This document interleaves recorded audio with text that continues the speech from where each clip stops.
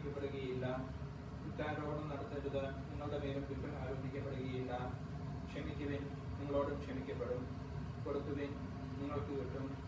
അമർത്തിക്കൊടുക്കി നിറച്ചളർന്ന് അവ നിങ്ങളുടെ മടിയിൽ ഇട്ട് തരും. നിങ്ങൾ അളക്കുന്ന അളവ് കൊണ്ട് തന്നെ നിങ്ങൾക്കും അളവ് കിട്ടും.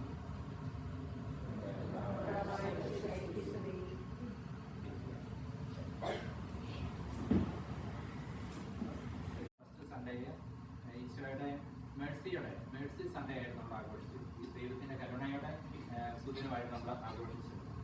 നമുക്ക് എല്ലാവർക്കും അറിയാം, ഈശോ ഈ ഭൂമിയിലേക്ക് കടന്നു വന്നത് തന്നെ ദൈവത്തിന്റെ മേഴ്സി.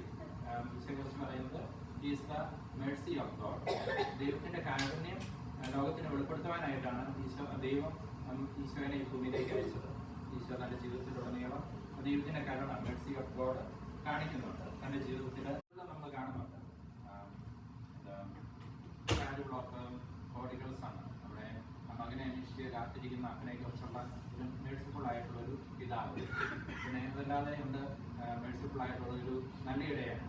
കാണാതായ ആടിനെ ക്ഷമയോടെ ഓടിച്ചെന്ന് കണ്ടുപിടിക്കുന്ന ഒരു നല്ല ഇടയാണ്. അങ്ങനെ പല ഉപമകളിലൂടെയും ഈശോ മേഴ്സിനെ കുറിച്ച്, ദൈവത്തിന്റെ കാരുണ്യത്തെ കുറിച്ച് വെളിപ്പെടുത്തുന്നുണ്ട്. അതോടൊപ്പം തന്നെ നമ്മൾ കാണുന്നുണ്ട് ഈശോ തന്റെ മരണത്തിന് ശേഷവും ഉത്ഥാനത്തിന് ശേഷവും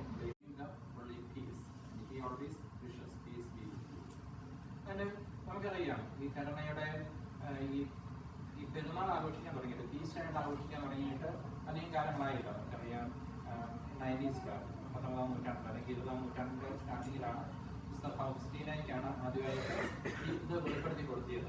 ദൈവം വെളിപ്പെടുത്തി നൽകിയത് ദൈവത്തിന്റെ കാരുണ്യം മറ്റുള്ളവർക്ക് പകർന്നു നൽകുവാനായിട്ടുണ്ട്. ശരിയായി മേഴ്സി ചാപ്പൽ ഇത്